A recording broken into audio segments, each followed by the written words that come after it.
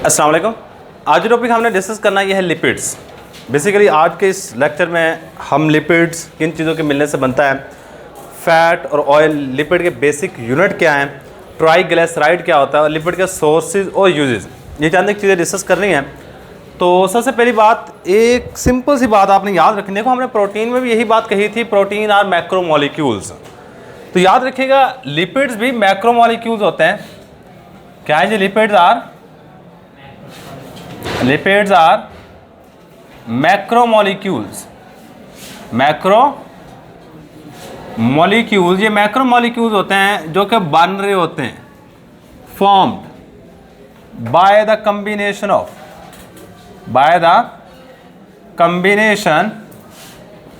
Of fatty acids. मतलब ये fatty acids के मिलने से बनता है। याद रखिए जो फैटी एसिड्स है ना, इसको एक और भी नाम देते हैं। आपकी बुक में फैटी एसिड्स लिखा हुआ है लेकिन ये आपने पढ़ा हुआ है इसका नाम। इसको कार्बोक्सिलिक एसिड भी कह सकते हैं। क्या कह सकते हैं? Carboxylic acids. और याद रखिए कार्बोक्सिलिक एसिड्स का फार्मूला हम प्रीवियस चैप्टर में पढ़ चुके हैं। इसका फार्मूला है C+O और साथ में O के साथ लगा होता है H। मतलब जिसमें ये वाली चीज़ आए उसको हम नाम दे देते हैं फैटी एसिड्स का कह दो, या फिर इसको कार्बोक्सिलिक एसिड कह दो। हमने कहा जी लिपिड जो है ये मैक्रोमोलिक्यूल्स है। देखो आपके मॉलिक्यूल्स दो तरह के होते हैं, एक होते हैं माइक्रोमोलिक्यूल, बायोलॉजी में पढ़े होंगे, और एक होता है मैक्रोमोलिक्यूल। मैक्रोमोलिक्यूल जिनका मॉलिक्यूलर वेट हाई हो, माइक्रो जिनका मॉलिक्यूलर वेट कम हो। सही है, इसको माइक्रो कहते हैं। अब जो लिपिड्स होते हैं इनका मॉलिक्यूलर वेट हजारों AMU के बराबर होता है, लेकिन माइक्रोमोलिक्यूल की एग्जांपल दूं तो माइक्रोमोलिक्यूल में वाटर आ जाता है। देखो इसका 18 AMU होता है वेट, 18 AMU। जिसका मॉलिक्यूलर वेट हो कम माइक्रो, जिसका मॉलिक्यूलर वेट हो ज़्यादा मैक्रोमोलिक्यूल्स कहेंगे। तो पहली बात आपने ये याद रखनी है। इसके बाद ना यहाँ पे एक सवाल आ जाता है, write down the general formula of triglyceride. Triglyceride पहले बनता है किस तरह, पहले ये समझ लो, बाकी चीज़ें हम सारी की सारी बाद में कर लेंगे। देखो ये एक केमिकल है CH2, इसको कहते हैं ग्लिसरॉल। क्या नाम दे रहे थे इसको? ग्लिसरॉल। इसके साथ एक OH यहाँ पे लगा होता है, एक OH यहाँ पे लगा होगा और एक OH यहाँ पे लगा होता है। ये इस कंपाउंड का नाम है ग्लिसरॉल। आपकी बुक में नहीं दिया गया लेकिन मैं आपको बना के बताऊंगा वो ट्राइग्लिसराइड बना किस तरह है। सही है। और इसके साथ जुड़े होते हैं 3 फैटी एसिड्स के मॉलिक्यूल। फैटी एसिड हमारे पास होता है HOC+O और यहाँ पे लगा होगा R। चेक करो कहीं ये वाली चीज़ तो नहीं है, मैंने सिर्फ उल्टा आगे लिखा है इसको, यानी ये OH इस साइड पे आ गया, C+O R इस साइड पे लग जाता है। सही है। इसी तरह HOC+O और साथ क्या आ जाएगा दोबारा फिर R, फिर दोबारा HOC+O और साथ में दोबारा फिर R आ जाएगा। मतलब यहाँ पे ये जो फैटी एसिड्स हैं, ये इतना हमारे पास एक मॉलिक्यूल है फैटी एसिड का। ये क्या हमारे पास इतना मॉलिक्यूल फैटी एसिड्स, ये कहते हैं फैटी एसिड्स। अब एक ग्लिसरॉल मिल रहा है और साथ कितने फैटी एसिड्स मिल रहे हैं? 3 फैटी एसिड्स मिल रहे हैं। सही। यहाँ से OH जाएगा और यहाँ से H जाएगा, यहाँ से OH और यहाँ से H, यहाँ से OH और यहाँ से H, ये आपस में मिलेंगे। मिलने के बाद देखो एक H और एक OH के मिलने से वाटर बनता है। यहाँ से 3 मॉलिक्यूल वाटर के निकलते हैं, 3H2O। सही है। 3 वाटर मॉलिक्यूल यहाँ से पानी के निकलेंगे और इसके नतीजे में ये वाली चीज़ इसके साथ जुड़ जाती है, यहाँ से ये इसके साथ जुड़ जाएगा और यहाँ से ये इसके साथ जुड़ जाएगा। तो ज़रा गौर कीजिए क्या बनेगा। ये वाला फार्मूला आपने याद रखा है।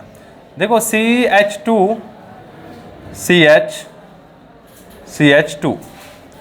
देखो इसके बाद क्या आ रहा है, यहाँ से कोई ये वाली चीज़ निकल गई, ये वाली चीज़ भी निकल गई, और यहाँ से कौन सी चीज़ आएगी नेक्स्ट? O। इसके साथ यहाँ से नेक्स्ट O, यहाँ से नेक्स्ट O। इसके बाद क्या है? C+O, यहाँ पे भी C+O और C+O, यहाँ पे भी R आ जाएगा, यहाँ पे भी साथ R आ जाएगा और यहाँ पे भी R आ जाएगा। R is alkyl radical. R is alkyl radical. ये कोई लॉन्ग चेन हो सकती है जिसमें 10, 12, 15, 20 जितने मर्जी कार्बन हो सकते हैं। सही है। तो ये है जी हमारे पास ट्राइग्लिसराइड। ये जो कंपाउंड बना है ना, ये फार्मूला आपकी बुक में दिया हुआ है, ये कहता है ट्राइग्लिसराइड।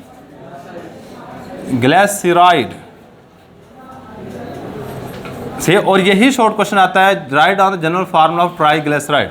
अच्छा, ट्राइग्लिसराइड बना किस तरह है? ये हमारे पास है fatty acids. Triglycerides are formed by the combination of 1 molecule of glycerol and 3 fatty acids. क्या होता है? एक मॉलिक्यूल ग्लिसरॉल का मिलेगा और 3 molecule of fatty acid, 3 molecules of fatty acids, fatty acids. ये वाली चीज़ें आपसे मिल रही होती हैं और इनके मिलने से हमारे पास क्या बनता है?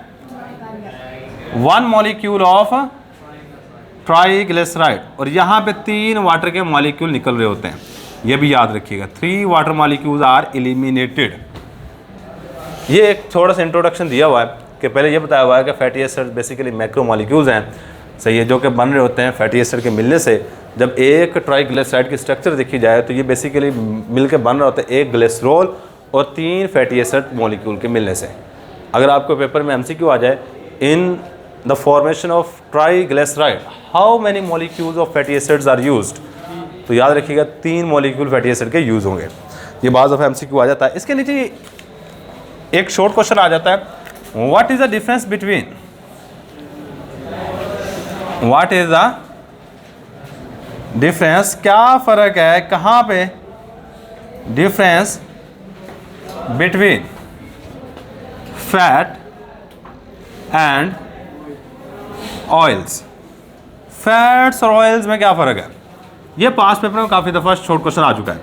भाई जब भी फ़र्क आएगा तो याद रखिएगा, आप दरमियान में लाइन लगाओगे, एक साइड पे फैट के बारे में लिखोगे, एक साइड पे ऑयल के बारे में लिखोगे। यहाँ फैट लिखूंगा, यहाँ पे ऑयल लिखूंगा, सही है। तो सबसे पहली बात आपने याद रखना है कि जो फैट्स होते हैं ये सैचुरेटेड फैटी एसिड्स होते हैं, सही। फैट्स आर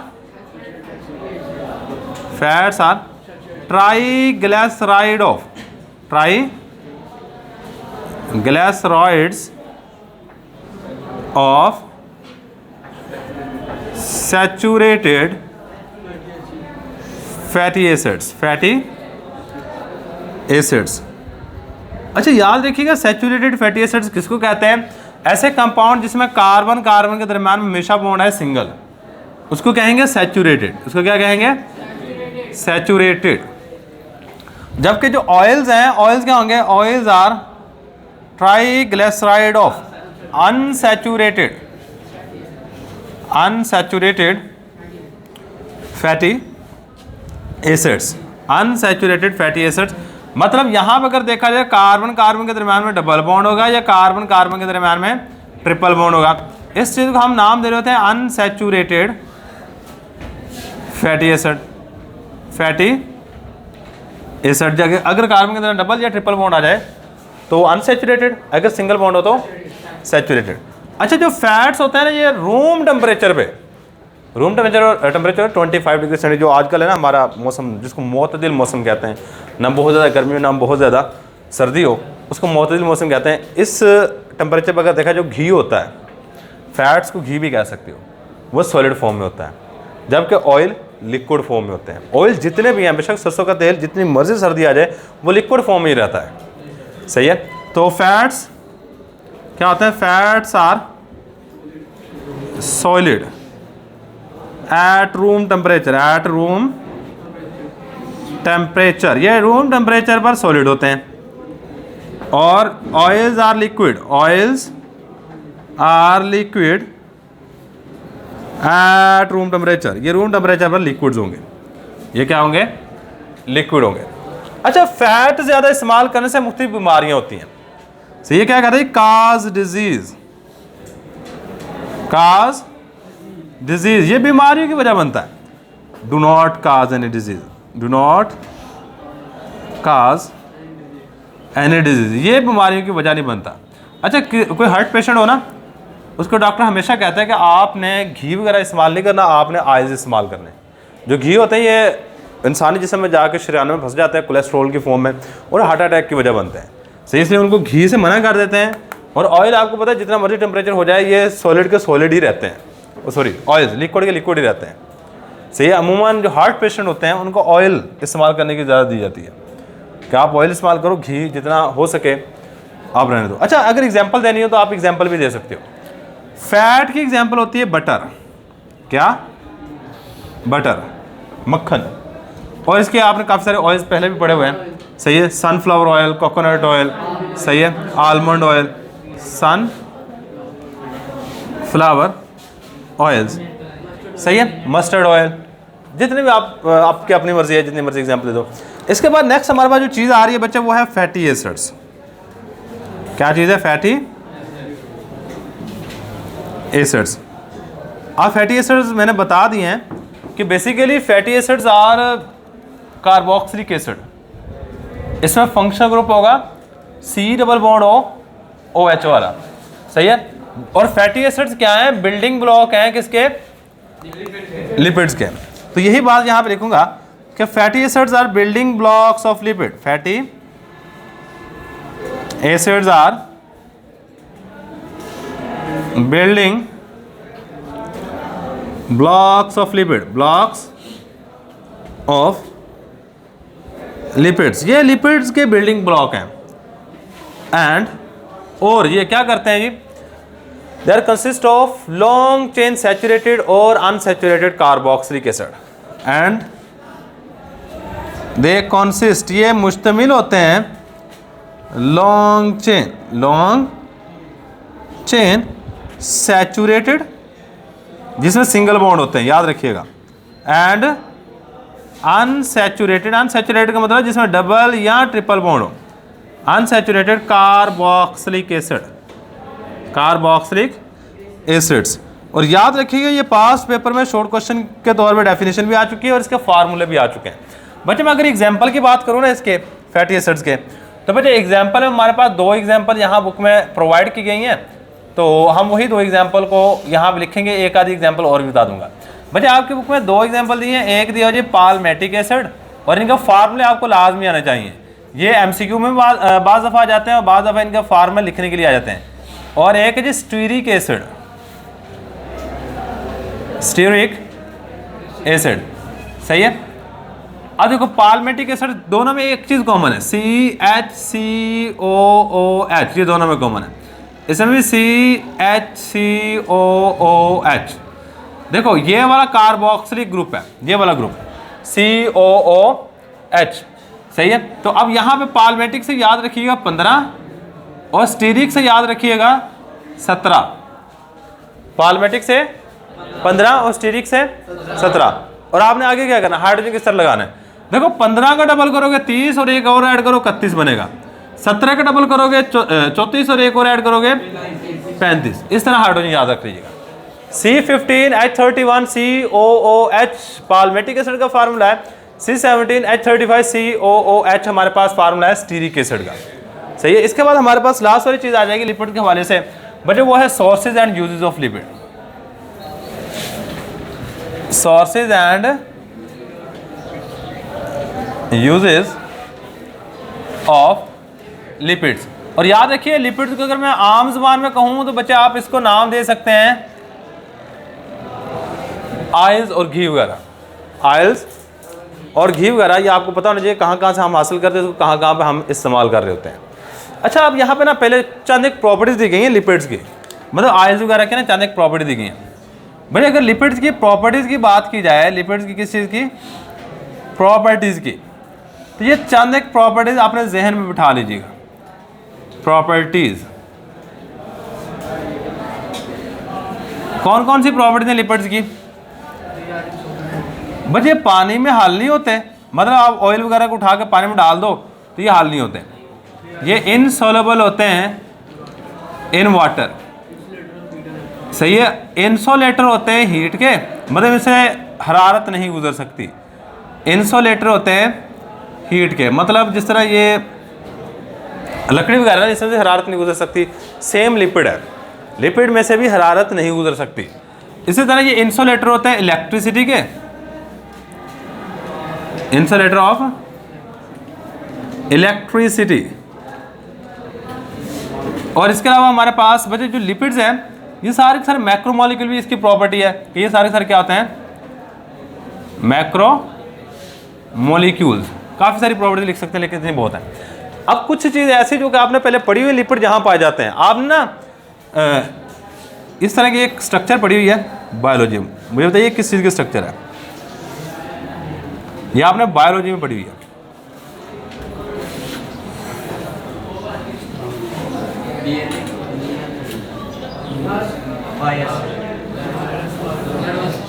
ये किसकी स्ट्रक्चर है? नर्वस सिस्टम की नहीं है, न्यूरॉन की है। ये किसकी है? ये न्यूरॉन की स्ट्रक्चर है, याद रखिएगा। और आप इसको पढ़ा होगा, ये है माइलिन शीथ, माइलिन शीथ इसको कहते हैं हम सेल बॉडी, ऐसा ही है। इसका हम नाम दे रहे थे एक्सन का, सही है। हमारे पास चंद एक बातें हैं। अब आपने ये भी पढ़ा होगा जो माइलिन शीथ होती है बेसिकली लिपिड्स की बनी होती है, लिपिड यहां पे भी इस्तेमाल हो रहा है। सेल मेम्ब्रेन की स्ट्रक्चर पड़ी होगी, फॉस्फोलिपिड, सेल मेम्ब्रेन के अंदर भी लिपिड्स होते हैं, सेल मेम्ब्रेन के अंदर भी लिपिड्स होते हैं। बच्चे आप इसके सोर्सेज और यूजेस की बात करें तो सबसे पहले मैं बात करूंगा एनिमल लिपिड्स की, एनिमल लिपिड्स। बच्चे अगर एनिमल लिपिड्स की बात की जाए तो यहाँ पे हमारे पास जो सबसे पहली चीज़ है एनिमल लिपिड्स में दो सोर्सेज है जो यहाँ बताए गए। कितने सोर्सेज है? एनिमल से यानी जानवरों से हम लिपिड वगैरह कहाँ से हासिल कर सकते हैं? बच्चे पहली चीज़ है एडिपोज टिश्यू, एडिपोज टिश्यू। अब एडिपोज टिश्यू आप यही समझ में, अगर आम जुबान में कहो ना, इसको चर्बी कह सकते हैं। क्या कह सकते हैं? चर्बी। चर्बी पहले नंबर पे एनिमल लिपिड की एग्जांपल है। और एडिपोज टिश्यू याद रखिए आपके मैक्सिमम पाए जाते हैं ये पेट के नीचे। इंसानों में जो मोटे होते हैं ना इंसान, उनका पेट यहाँ से फूलता है और उनमें एडिपोज टिश्यू काफ़ी ज़्यादा मिकदार में होते हैं। क्या होता है उनमें? एडिपोज टिश्यू काफ़ी ज़्यादा मिकदार में होते हैं। ये बेसिकली यहाँ पे पाए जा रहे होते हैं एडिपोज टिश्यू। क्लियर है? सही है। तो इसके बाद सेकंड नंबर पे जो चीज़ है ना यहाँ पे बच्चे, वो है मिल्क। अब मिल्क से एक चीज़ बनती है, वो आपको पता है, बटर, मक्खन। सही है। Animal secret milk, secret word use किया हुआ है। सीक्रेट का मतलब होता है खारिज करते हैं, जानदार जो जानवर वगैरह है उनसे दूध निकाला जाता है और दूध से हम मक्खन वगैरह बना रहे होते हैं। अब ये जो मक्खन है इसको इस्तेमाल कहाँ पे करते हैं? बच्चे याद रखिएगा, मक्खन को आप कुकिंग के लिए इस्तेमाल कर सकते हो, खाना वगैरह बनाने के लिए, कुकिंग ऑफ फूड, खाना वगैरह बनाने के लिए इस्तेमाल कर सकते हैं। और सेकंड नंबर पे बटर को इस्तेमाल किया जाता है बेकरी प्रोडक्ट्स में।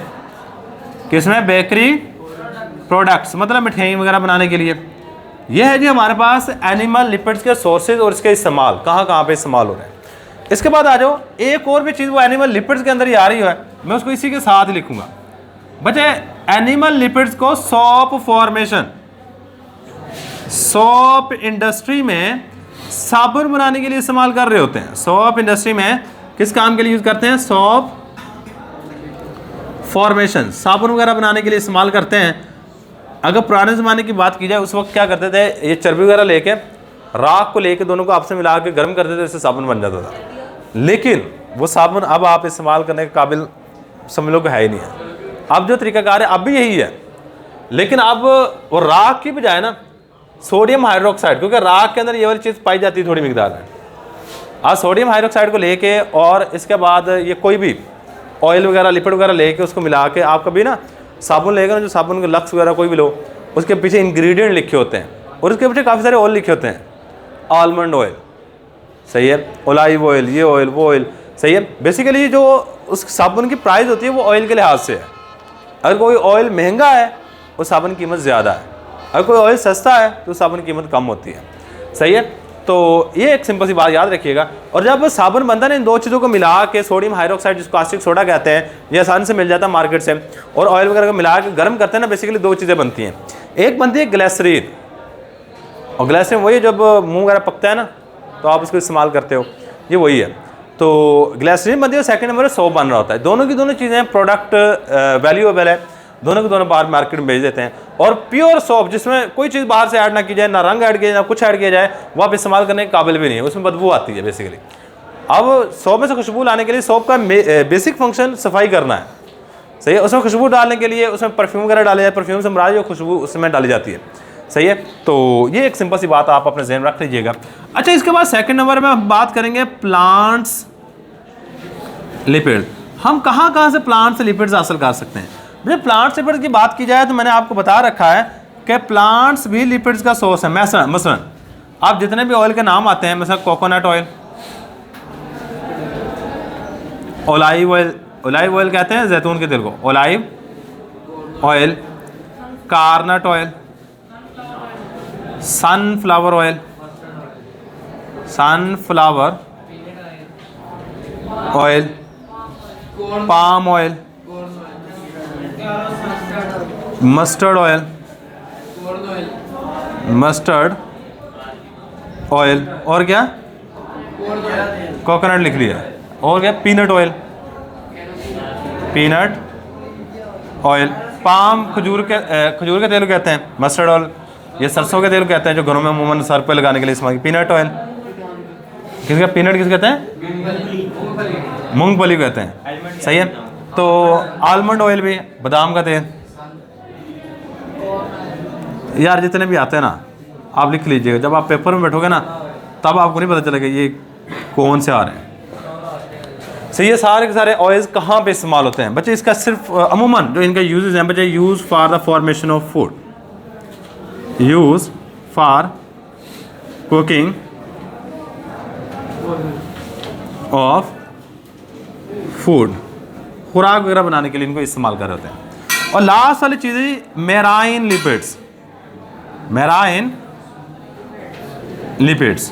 बच्चे अगर मेराइन लिपिड्स की बात की जाए जो समुद्रों से हासिल होते हैं बच्चे, कुछ 2 जानदार के नाम यहाँ मेंशन किए गए हैं और भी बहुत सारे हैं, सही है। तो एक वेल का नाम जिक्र किया गया, वेल्स मछली है आपको पता है, और एक साल्मन। इनसे जो ऑयल हासिल किए जाते हैं, सही, ऑयल्स जो हम इनसे हासिल करेंगे बच्चे, ये यूज किए जाते हैं for the treatment of diseases. It is used for the treatment of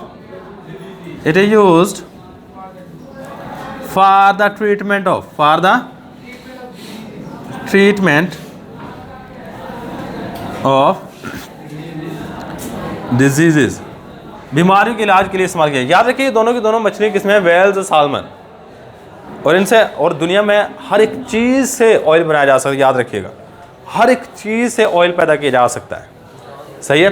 तो मेराइन ऑयल यानी कि आपने ना बेसिकली हेडिंग याद करनी है, animal lipids, plants lipids, marine lipids, सही। बेसिकली ये प्लांट्स लिपिड, एनिमल लिपिड के अंदर आता है, सोप इंडस्ट्री, तो उसने अलग करके दिया हुआ है, तो चलो आप अलग करके इसको याद कर लीजिए। ये था जी हमारे पास लिपिड की डेफिनेशन आनी चाहिए, ट्राइग्लिसराइड का फार्मूला आना चाहिए। ये एक शॉर्ट क्वेश्चन है, फैट और ऑयल में फ़र्क क्या है, फैटी एसिड्स क्या हैं, इसकी एग्जांपल क्या है, सही है। फैटी एसिड्स ये एग्जांपल तो दिए, पाल्मेटिक एसिड, स्टीरिक एसिड। इसके अलावा एक और भी एग्जांपल आप यहाँ लिख सकते हैं बच्चे, वो है CH3COOH, इसको कहते हैं एस्टिक एसिड। ये भी हमारे पास फैटी एसिड कह सकते हैं इसको, सही। इसके बाद लिपिड्स की कुछ प्रॉपर्टीज़ हैं, एनिमल लिपिड्स क्या हैं, प्लांट्स लिपिड क्या है, और मेराइन लिपिड्स के सोर्सेज, और इसको कहाँ पे इस्तेमाल किया जा रहा है, सही बच्चे। ये आपने चीज़ याद रखनी है। तो यही हमारे पास आज का लेक्चर।